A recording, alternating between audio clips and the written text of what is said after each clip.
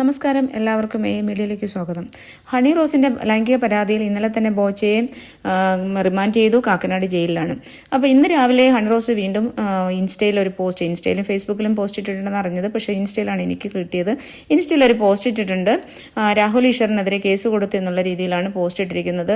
രാഹുൽ ഈശ്വർ അതൊന്ന് ഞാനൊന്ന് വായിക്കാം ഫസ്റ്റ്. കാരണം രാഹുൽ ഈശ്വർ എന്ന് പറഞ്ഞിട്ട് പോസ്റ്റ് തുടങ്ങുന്ന പോസ്റ്റാണ്. ഞാനും എൻ്റെ കുടുംബവും കടുത്ത മാനസിക സമ്മർദ്ദത്തിലാണ് കടന്നു പോകുന്നത്. അതിന് പ്രധാന കാരണക്കാരിൽ ഒരാൾ ഇപ്പോൾ താങ്കളാണ്. അപ്പോൾ ഇതാണ് ആദ്യത്തെ സെൻറ്റൻസ്. അപ്പോൾ ഞാനൊന്ന് ചോദിക്കുകയാണ്, എന്താണ് ഇപ്പോൾ ഹണി റോസിന് മാനസിക സമ്മർദ്ദം? കാരണമെന്ന് പറഞ്ഞാൽ ഒരു സ്ത്രീത്വത്തെ അപമാനിച്ചു, ലൈംഗിക പരാമർശം നടത്തി എന്നുള്ള രീതിയിൽ എന്ന് സോഷ്യൽ മീഡിയ പ്ലാറ്റ്ഫോമിലൂടെ ലൈംഗിക പരാമർശം നടത്തി, അതുപോലെ തന്നെ സ്ത്രീത്വത്തെ അപമാനിച്ചു സ്ത്രീത്വത്തെ അപമാനിച്ചതിന് ബോബി ചെമ്മണ്ണൂർ എന്ന് പറയുന്ന ഒരു വ്യവസായിയാണ്, ഒരു സാധാരണക്കാരനല്ല. ബോബി ചെമ്മണ്ണൂരിനെതിരെ കേസ് കൊടുത്ത് ബോബി ചെമ്മണ്ണൂർ 24 മണിക്കൂറിന് തന്നെ പോലീസ് അറസ്റ്റ് ചെയ്ത് പിറ്റേന്ന് കോടതിയിൽ ഹാജരാക്കി റിമാൻഡ് ചെയ്തു. ഇപ്പോൾ ജയിലിലാണ് കിടക്കുന്നത്. 14 ദിവസത്തെ റിമാൻഡിലാണ്.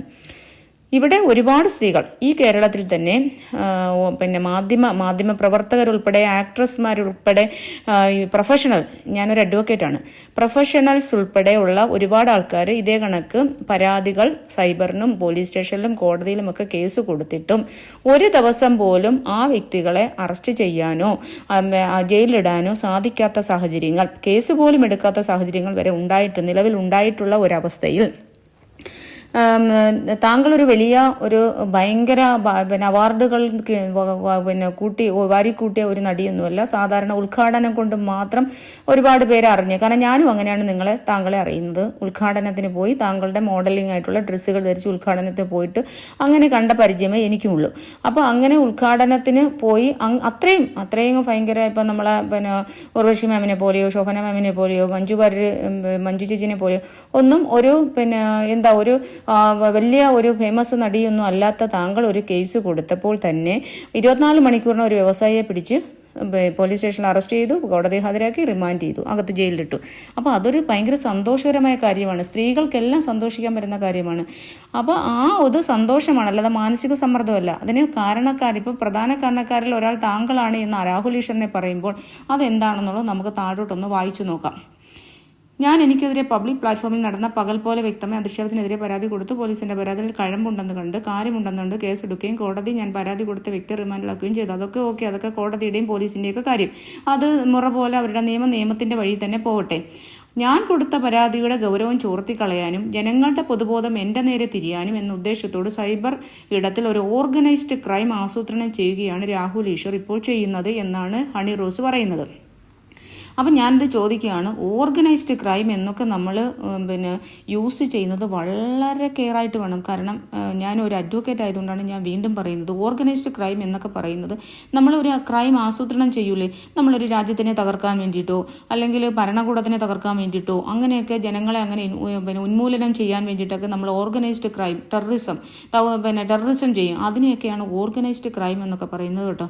അപ്പോൾ രാഹുൽ ഈശ്വർ ഇങ്ങനെ ഒരു ക്രൈം ചെയ്തെന്നൊക്കെയാണ് പുള്ളിക്കാരി പറയുന്നത്. എന്ത് ക്രൈമാണ് നമുക്ക് മനസ്സിലാവുന്നില്ല. കാരണം രാഹുൽ ഈശ്വർ എനിക്കറിയാവുന്ന ഹണി റോസിനെ മാന്യമായ രീതിയിൽ വിമർശിച്ചിട്ടുണ്ട്. മാന്യമായ രീതിയിൽ ഒരു മോശം വാക്ക് പോലും ഉപയോഗിക്കാതെ അവരുടെ ഡ്രസ്സിങ് രീതിയെ, അവരുടെ വസ്ത്രധാരണത്തിനെ വളരെ മാന്യമായിട്ട് വിമർശിച്ചിട്ടുണ്ട്.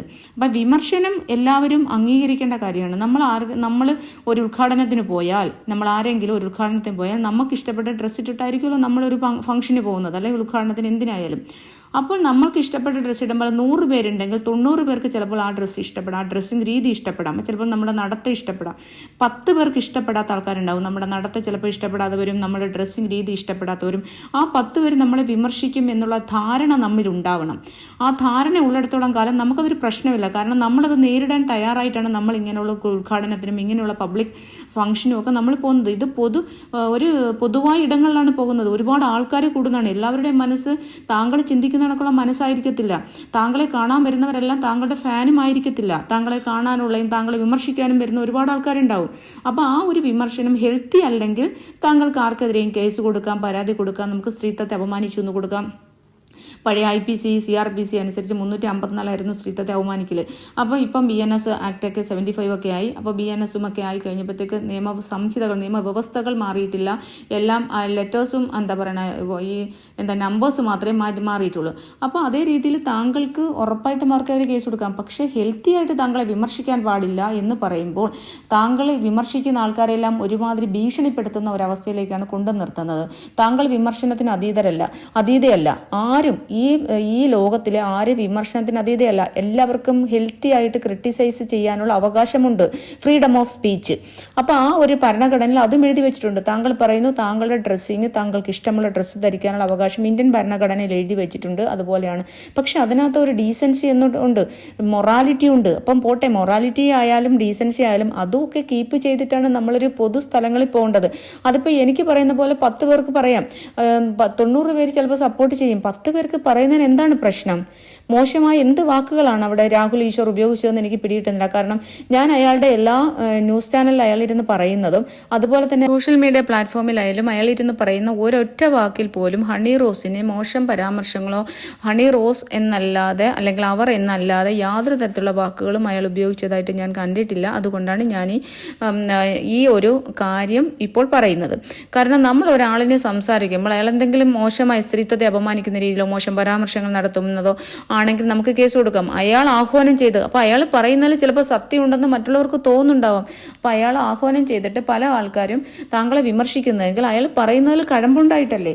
അതിന് ഈ പരാതിപ്പെടുന്ന അല്ലെങ്കിൽ വിമർശിക്കുന്ന ആൾക്കാർ പുരുഷന്മാർക്കെതിരെ എല്ലാം വിമർശിക്കുന്ന ആൾക്കാരെല്ലാം സ്ത്രീത്വത്തെ അപമാനിക്കുന്ന ആൾക്കാരാണ് എന്ന് പറഞ്ഞ് പുരുഷന്മാർക്കെല്ലാം എതിരെ എല്ലാം കേസ് കൊടുക്കുക എന്ന് പറഞ്ഞാൽ അത് എന്ത് ലോജിക്കാണെന്ന് മനസ്സിലാവുന്നില്ല. ഇത് ഇന്ത്യ മഹാരാജ്യമാണ്. ഇവിടെ നീതിന്യായ വ്യവസ്ഥയ്ക്ക് ഒരു ഇതുണ്ട്, ഒരു വ്യവസ്ഥയുണ്ട്, ഒരു സിസ്റ്റമുണ്ട്, സിസ്റ്റമാറ്റിക്കാണ്. അല്ലാണ്ട് ഹണി റോസുമാരെന്നോ അല്ലെങ്കിൽ എന്നെ പോലുള്ള കുറെ പെണ്ണുങ്ങളെ കൊണ്ടുവന്ന് കേസ് കൊടുത്താൽ സകല പുരുഷന്മാരെ അകത്തിടാനുള്ള വകുപ്പൊന്നുമില്ല. ഒരു സെൻസേഷണൽ കേസാണ്. താങ്കൾ അതനുസരിച്ചുള്ള 164 സ്റ്റേറ്റ്മെന്റ് കൊടുത്ത് അതിനുള്ള എവിഡൻസ് കാണിച്ചു. അപ്പം പബ്ലിക്കിൽ നിന്ന് താങ്കളുടെ അനുവാദമില്ലാതെ അല്ലെങ്കിൽ താങ്കളെ മോശമായിട്ട് പരാമർശിച്ചു എന്ന് ചിലപ്പോൾ കോടതിക്ക് പ്രഥമ ദൃഷ്ടിയ മാത്രമേ ഉള്ളൂ. ഇനി ഒരുപാട് ഇത് കിടക്കുവാണ്. പ്രഥമ ദൃഷ്ടിയ ഒരാളിന് കേസുണ്ടെന്ന് കണ്ട് റിമാൻഡിലാക്കിയെന്ന് പറഞ്ഞാൽ അയാൾ ഒരിക്കലും കുറ്റവാളിയൊന്നും ആയിട്ടില്ല. അയാളെ കുറ്റം ചെയ്തു എന്ന് തെളിയിക്കണമെങ്കിൽ അതിനുള്ള വാദങ്ങളുണ്ട്. അയാളുടെ ഭാഗത്തു നിന്നുണ്ടാവും, നിങ്ങളുടെ ഭാഗത്തു നിന്നുണ്ടാവും, എല്ലാവരുടെ ഭാഗത്തുള്ള വാദങ്ങളും ന്യായങ്ങളും എവിഡൻസും എല്ലാം പ്രൊഡ്യൂസ് ചെയ്ത് അത് കോടതിക്ക് ബോധ്യമായി കഴിഞ്ഞാൽ പിന്നെ വീണ്ടും മേൽക്കോടതികളുണ്ട്. മജിസ്ട്രേറ്റ് കോടതിയിൽ നിന്ന് ശിക്ഷിക്കപ്പെട്ടാൽ ജില്ലാ കോടതികളുണ്ട്, ജില്ലാ കോടതി കഴിഞ്ഞാൽ ഹൈക്കോടതിയുണ്ട്, ഹൈക്കോടതി സുപ്രീം കോടതിയുണ്ട്. ആരും ശിക്ഷിക്കുന്നത് വരെ കുറ്റവാളികളല്ല, കുറ്റം ആരോപിക്കപ്പെടുന്നവർ മാത്രമാണ്. അത് ആദ്യം മനസ്സിലാക്കുക. അല്ലാണ്ട് നമ്മൾ ഒരാളിനെ കുറ്റം ചെയ്തു അല്ലെങ്കിൽ അയാൾ കുറ്റവാളി ആയതുകൊണ്ട് അല്ലെങ്കിൽ കോടതിക്കും ജഡ്ജിക്കും മജിസ്ട്രേറ്റിനും ഒക്കെ മനസ്സിലായതുകൊണ്ട് ജഡ്ജിയല്ല മജിസ്ട്രേറ്റിനുള്ള മനസ്സിലായതുകൊണ്ട് അവരങ്ങ് കുറ്റവാളിയൊന്നും ആയിട്ടില്ല, അങ്ങനെയൊന്നും പറയാതെ. അപ്പോൾ അതുകൊണ്ട് സകലമാന പുരുഷന്മാർ വിമർശിക്കുന്ന താങ്കളുടെ വസ്ത്രധാരണ രീതിയെ മോശമായിട്ടല്ലാതെ അല്ലെങ്കിൽ താങ്കൾ അവരുടെ വ്യൂ പോയിന്റിൽ അവരുടെ വീക്ഷണത്തിൽ താങ്കൾ മോശം വസ്ത്രധാരണമാണ് ചെയ്തു എന്ന് മാന്യമായിട്ട് വിമർശിക്കുന്ന ആൾക്കാരെ എല്ലാം പുരുഷന്മാരെ എല്ലാം കേസിൽപ്പെടുത്തി അവരെ എല്ലാം ജയിലിലിടാമെന്ന് വിചാരിക്കുന്നത് വളരെ വലിയ മണ്ടത്തിലാണ്. കാരണം താങ്കൾ ചെറിയ കുട്ടിയല്ല, താങ്കളൊരു 30 വയസ്സിന് എബോവ് ഉള്ള വ്യക്തിയാണ് എന്നുള്ളതാണ് എനിക്കറിയാവുന്നത്. താങ്കൾ തന്നെ ഒരു 2-3 വർഷം മുമ്പ് പറഞ്ഞിട്ടുണ്ടെന്ന് തോന്നുന്നു, 30 വയസ്സോ 31 വയസ്സോ ഉണ്ടെന്ന്. അപ്പോൾ അതുകൊണ്ടാണ് അപ്പോൾ മെച്യൂരിറ്റി ഉണ്ട്. നമ്മളെ വയസ്സറിയാൻ വേണ്ടിയിട്ടല്ല, അതിന് താങ്കളൊരു മെച്യൂരിറ്റി ആയിട്ടുള്ള ഒരു ലേഡിയാണ്. അപ്പോൾ അത് അങ്ങനെ ചിന്തിക്കൂ. അല്ലാണ്ട് വല്ലവരും പറയുന്ന കേട്ടിട്ട് അങ്ങനെ സംസാരിക്കാതെ. കാരണം ഓർഗനൈസ്ഡ് ക്രൈം എന്നുള്ള പേര് യൂസ് ചെയ്തത്, പിന്നെ അതാണ് IPCയും കോൺസ്റ്റിറ്റ്യൂഷനൊക്കെ എടുത്തു വെച്ചിട്ടുള്ള ഈ പോയിന്റും രാഹുൽ ഈശ്വർ മാപ്പ് അർഹിക്കുന്നില്ല എന്ന് പറയുന്നത് ഞാൻ ഇത് മുഴുവൻ വായിക്കുന്നില്ല. അപ്പം മാപ്പ് അർഹിക്കുന്നില്ല, രാഹുൽ ഈശ്വർ മാപ്പ് അർഹിക്കും. രാഹുൽ ഈശ്വർ താങ്കളോട് എന്ത് തെറ്റാണ് ചെയ്തത്? രാഹുൽ ഈശ്വർ അയാളുടെ അഭിപ്രായം പറഞ്ഞു, അയാളുടെ വ്യൂ പോയിന്റിൽ നിന്നുകൊണ്ട് അയാളുടെ അഭിപ്രായം പറയുന്നു. അഭിപ്രായ സ്വാതന്ത്ര്യം എല്ലാവർക്കും ഉണ്ട്. അപ്പോൾ അഭിപ്രായം പറയാനുള്ള അവകാശം എല്ലാ മനുഷ്യനും, താങ്കൾക്ക് ഇഷ്ടമുള്ള ഡ്രസ്സ് ഇടാനുള്ള അവകാശമുള്ളതുപോലെ അഭിപ്രായം പറയാനുള്ള അവകാശമുണ്ട്. താങ്കൾക്ക് ഇടാനുള്ള ഡ്രസ്സിൽ ഒരു ഡീസൻസി കീപ്പ് ചെയ്യാൻ തന്നെ ഇന്ത്യൻ ഭരണഘടന പറഞ്ഞിട്ടുണ്ട്. ഓരോ വ്യക്തികൾക്കും അവരുടേതായ വസ്ത്രധാരണത്തിലൊരു ഡീസൻസി ഉണ്ട്. അത് താങ്കളുടെ ഇഷ്ടമാണ്, താങ്കൾക്ക് ഇഷ്ടമുള്ള ചെയ്യാം. പക്ഷേ സംസാരിക്കാനുള്ള അവകാശം ഹെൽത്തി ആയിട്ടുള്ള മോശം പരാമർശങ്ങളില്ലാതെ ആരെ വേണമെങ്കിലും ഹെൽത്തി ആയിട്ട് നമുക്ക് ക്രിട്ടിസൈസ് ചെയ്യാം, അതിനുള്ള അവകാശവും ഇന്ത്യൻ നിയമവ്യവസ്ഥയിലുണ്ട്. അപ്പോൾ അതുകൊണ്ട് പുരുഷന്മാരെ മുഴുവൻ കേസിൽപ്പെടുത്തി ജയിലിടാമെന്ന വ്യാമോഹം ഹണിറോസിനുണ്ടെങ്കിൽ അതങ്ങ് മാറ്റിവെക്കുന്നതല്ലേ നല്ലത്. കാരണം ഞങ്ങളെപ്പോലുള്ള ആൾക്കാരും ഒക്കെ കേസൊക്കെ ഇങ്ങനെ നമ്മളെയും അധിക്ഷേപിച്ച ആൾക്കാർക്കെതിരെ കൊടുത്തിട്ട് യാതൊരു തരത്തിലുള്ള പ്രയോജനവും ഉണ്ടായിട്ടില്ല. ഈ കേസൊക്കെ വെറുതെ വൃഥാവിലായി പോയത്. പിന്നെ എന്താ മനോരമയിലെ നിഷാ പുരുഷോത്തമൻ വരെ കൊടുത്തിട്ടുണ്ട്, എന്നിട്ട് എന്തെങ്കിലും പ്രയോജനമുണ്ട്? അപ്പം നിങ്ങൾക്കൊക്കെ കിട്ടിയത് സത്യം പറഞ്ഞു കഴിഞ്ഞാൽ വളരെ വലിയ ഒരു കാര്യമാണ്. ഒരു സൊസൈറ്റിയിൽ ഒരു ഭരണകൂടത്തിൽ നിന്ന് നിങ്ങൾക്കൊക്കെ ഭയങ്കര സപ്പോർട്ടാണ് കിട്ടിയത്.